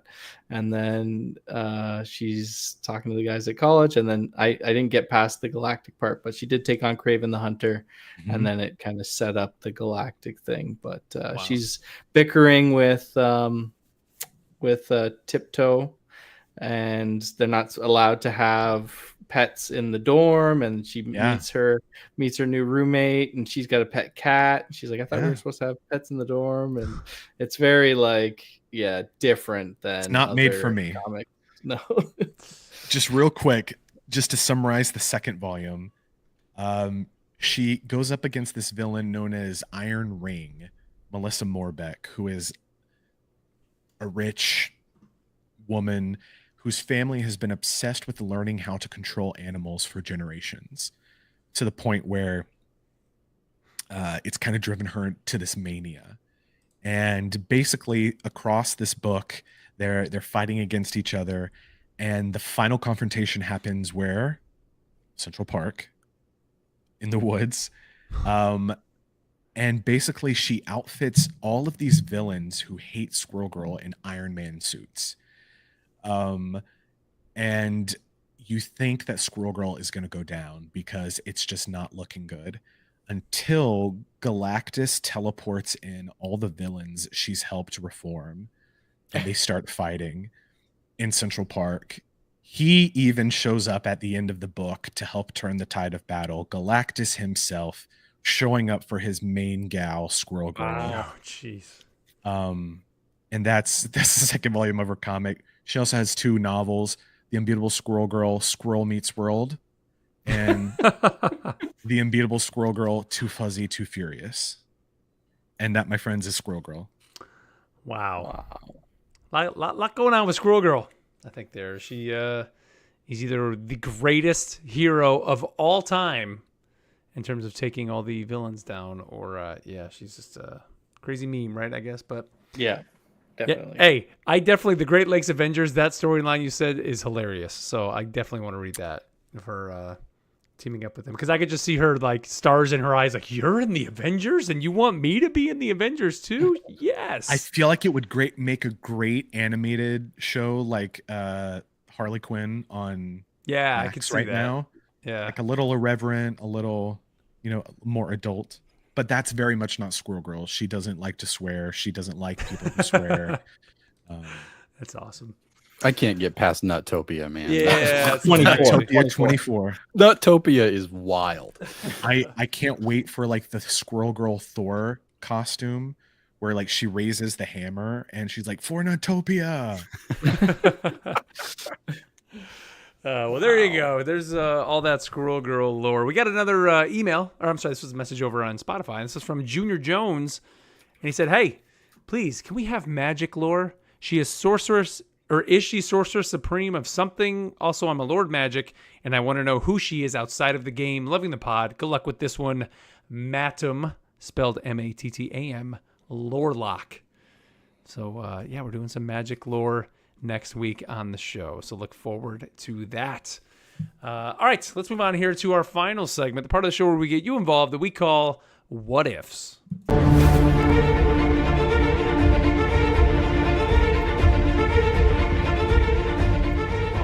Well, don't forget, you can always email us to pod@rivalsassemble.com, or you can over to Spotify, leave us a comment over there, ask your question to us over there. We're always reading the comments over on Spotify, or of course, over in the Discord. You can leave it in the What Ifs channel over there. This first one comes to us from Valdezinator. He says, hey guys, for your What If segment, me personally, I was disappointed with the new Penny skin, and I was wondering what other Penny skins you guys would want to see in the future. Me personally, I want to see the Into the Spider-Verse skin and something like that. So I think I'm going to be honest, like, that's probably the only iteration of Penny I know besides of Penny in the game. So yes, same. That's the one. That's the one that I would want too, man. Matt, do you know of any other Penny skins that would be out there, or have you read any Penny? Penny is she doesn't have that many variants in the comics. Like the Venom one is the biggest one, I feel, because it's also another mech. I would like to see some more, like, give me a more Gundam looking one. Give me a more, when they've done like the Avengers Mechaverse event stuff, like just lean hard into the mech thing. Yeah. That's what and make it a little bit more scale. I think it would be sick if we got a limited time mode where like you were the size of a Megazord. And you were like, that'd be sweet. Penny sparring off against like Galactus or something. I don't know, just spitballing it. But more than just recolors, like take some bold swings, lean into the robot stuff. Now, Neil, I know you were a Penny main at some point. I am a Penny main. I'm still a Penny main. She is in my rotation. I did not purchase this new costume yet. It is the best one I think they've got so far. So it's high on my list. And I've tried to see, like, I don't think she has her own run of comics or anything like that. I was just looking it up now because they did those reading guides on Marvel Unlimited for each of the roles. So for Penny here, they have Edge of Spider-Verse as her comic they recommend to go read, and it looks like just kind of like a red normal looking, like her normal mech looking thing. So I don't think it's nothing too crazy there. I also like the Venom one, and that was a free one they gave me as part of PS Plus, so I was happy about that. Yep. Speaking of PlayStation Plus, Neil, we forgot to mention this with Squirrel Girl. You can actually get right now, if you're a PlayStation Plus member, an exclusive Season 2 bundle for Squirrel Girl. You get her Urban Hunter Squirrel Girl costume, her Boogie Time MVP, the Urban Hunter nameplate, and the Urban Hunter spray. So we did forget. It's the one that's been in the shop. It's not fantastic, but it's free, man. It's still free. It'd be free. You've got it. Yep. Yeah. And now they just need to give us cross progression so we can get those skins on PC as well. Yeah, that'd be awesome. I wish they would do that. Let's see. We got another one. This one comes to us from Pose for My Scope. He says, hey, all enjoyed the podcast as always. Question for the pod. Have any of you changed button bindings in Rivals at all to something that feels more comfortable for you? I've always been a console player and recently got a DualSense Edge. I binded the jump button to the back paddle. Found most success with Cloak and Dagger so far. We'll throw down Dagger's bubble and swap to Cloak. Then I'll jump around the bubble and fight back while being hard to hit. Haha, keep up the good work. Pose for My Scope. I've said it here before in the show, and I will always say it now. The bumper buttons or the back paddle buttons on whether you're playing on a Series X controller, the Series 2, those controllers, the DualSense Edge. What kind of controller do you have, Ken's? What is that brand? I have a Scuff. The Scuffs. Any of those. Once you get used to the bumpers on the bottom, it's fantastic. I mean, even to the point now where we see Nintendo for the Switch 2 is putting out a official Nintendo Switch 2 Pro controller that has the paddles on the bottom. Like once you get used to that jump, it is like game changer. Yeah, it's incredible. I've been playing on mouse and keyboard a lot more, but whenever I do play controller, when I play controller on anything, like back paddle is jump. Like I've been playing the Oblivion remaster this week. Back paddle is jump. Like I don't press the A button ever, like in anything. It's just, it just makes so much more sense to my brain. You gotta take that thumb off the stick and it just sucks. Yeah. I will say on PC, I moved my Melee to one of my, I have a Logitech mouse, and this mouse, what is this? The Logitech G700 is one that I've had it for years. And I have like 4 little buttons on the side, and I moved my Melee on PC to one of those because I don't like having to like use my thumb for the Melee, and it's like too far to go with like my pointer finger. So having that, especially when I play Strange, who I use Melee a lot with to kind of build up my, dark energy, and even Venom a lot. When I play Venom, I use Melee a lot to kind of bite people when you get in quick. Nice. So yeah, I use that for my Melee. So that was one button that I switched on PC. Neil, didn't you move your jump to the stick? Isn't that what yes, my jump is always clicking in the stick. I wish I had those paddles. One day I'll buy one of those controllers. But some issues that come with that, and I don't know if it's user error or what, but whenever a new character comes out, or if it's a character I've never really played before, I have to go in their settings and switch it for specific heroes. The other thing is I sometimes, because my other click and stick is my melee. So if I want to jump and do melee at the same time, and I so happen to have my ultimate ready, sometimes I'm popping off ultimates when I shouldn't be. So that is the dangers of the that sucks. Click I to can jump. see that. Yeah. Matt, what about you? No, not at all. Base model. Yep. I changed my another button I think people should change so it's easily accessible is the ping.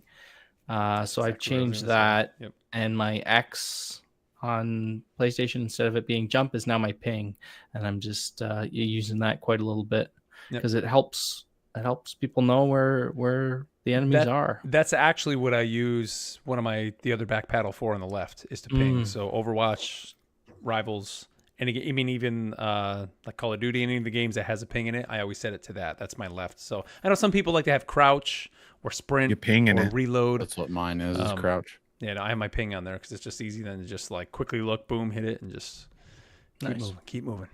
Let's see. We got another one here. This comes to us from Vinny G. And he says, I love the fact that they had Herbie in the Fantastic Car, Thor's Goats, or Ratatasker as a payload in the game. What Marvel-specific payload would you like to see? Professor X in his golden wheelchair? President Loki in a president car with no top? Robbie Reyes in his muscle car? What do you guys think? Yes. I love the Robbie Reyes example. That is cool. Like I think that like if we don't get Ghost Rider, getting like the transporting, like you got to get the car back to Robbie, like that would be cool, so man. Cool. Yeah. Oh, that's perfect. It's their answer, but it's also mine. I would like to have a payload that could attack, not like like crazy, but every so often that like once the enemy got it, you could have a trigger with like a crazy insane cooldown, kind of like a strange portal where it's like, say Lockjaw was your payload or the Hell Cruiser was your payload. If the team takes it over and you're still running back, let me just boom, use this real quick and have Lockjaw just, or like everybody get burned by this fireball that erupts real quick. Yeah. And it's not going to knock anybody out unless they're extremely low. Yeah. I just think another cool interactive element like that. Yeah, well, I like playing in Smite. What's the game mode that's like 15 minutes long? Where it's like basically the one, it's Arena. No, not Arena. I think Arena is the regular mode, but whatever it is, it's like Conquest or something like that. And essentially it's like you have lines of creeps that keep going in the middle. And then every once in a while you'll have a larger enemy that goes down. And you basically got to stop them in the lane and so until, or basically stop them before they get to your portal. And I think that would be cool with something like that, where the payload is, let's say, I mean, we could even have it this season where the payload is Ultron pushing forward, and then you have the little sentry bots like kind of behind him. Or you could do it with Doom, like maybe Doom is the payload, and then the little Doom bots are the little creeps that are coming down. And every 5 minutes, or depending on once you score enough on the enemy team, because the idea in the Smite game mode is to push your creeps into their little portal. And once you get so many in, then the bigger enemy comes down the lane. So in this case, you get enough Doom bots to go into the portal, and suddenly Doom conjures himself, and he's coming down the lane. Then you got to take that Doom out. And it's kind of this push and pull going back and forth of the two teams, even to the point where you could have the two rival Dooms, which we already have that in Rivals, right, fighting each other in the middle. If they meet in the middle and it just happens that's how it happens, I think that'd be kind of cool. Have something like that. That sounds like a great way to bring in those big villains, like Null and whoever else, right? Making them a playable character seems like it would be too much fun. So get them as an NPC in one of the maps. That'd be awesome. Yeah. Let's see. We got a final one here. This one comes to us from Prison Man, PRSN Man. I guess that's what you're going for there. He says, hey there, just got into your podcast and loving every second of it. Thanks, man. He said, last week your poll was which out-of-universe character would we want to see in Rivals? Your opinions were great, but I immediately thought of Zorro. So, of course, he's referring to Zorro from One Piece. A swashbuckling sword fighter who can use his bullwhip to swing around and snare his opponents. I can also see him using a 1, 2, 3. Oh, wait, no, this isn't Zorro. This is like straight up Zorro. I was about to say, that's not what Zorro does. Yeah, no. Okay. So we're talking Zorro with the mask. This is Antonio Banderas. Zorro. Yeah. Didn't he play Zorro at one point in the movie? Specifically, Antonio. Not the 1930s Zorro. But a swashbuckling sword fighter who can use his bullwhip to swing around and snare his opponents. I can also see him using a 1, 2, 3 main attack that, when used on a wall, will leave his signature Z, much like Wolverine's X. Keep up the great work and get those damn health packs. Somehow I feel that was directed towards me. Everybody needs to get health packs. Were you guys? I actually dressed as Zorro probably when I was like 3 years old on Halloween. I have a picture. My parents still have that picture somewhere of me wearing the mask with like the the whip and like the little hat on. Awesome. It's hilarious. I mean, when was the last time Zorro was even in a movie? Like, what was the most recent Zorro content? It was like he's now 5 or something. Was like that the Bandera or Antonio Banderas movie? Well, he's now known as Puss in Boots, right? No, I think there was another one. That's after true, that. Neil. That is pretty much. Yeah. Oh, let's put Puss in Boots in Marvel. Yeah, Rival. that could be one of his alternate costumes. As Puss in Boots. That's Zorro. But yeah, that pretty much is that character, right? Yeah. Yeah, but I think I think there's a new show on Amazon Prime. Is it really? Is it actually called Zorro or Z or something like crazy like that? It's supposed to be like a or Zed. Oh, I don't know. I'll look it up. There you go.